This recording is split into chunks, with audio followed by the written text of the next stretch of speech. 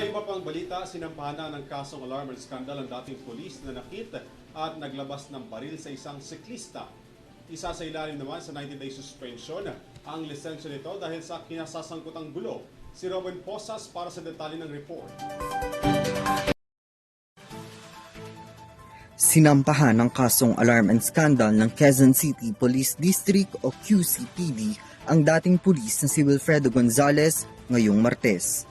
Matatanda ang nasangkot si Gonzales sa iskandalo matapos nitong bumunot ng baril kontra sa isang siklista at ngayon ay nahaharap sa 70 araw na suspensyon ng kanyang lisensya.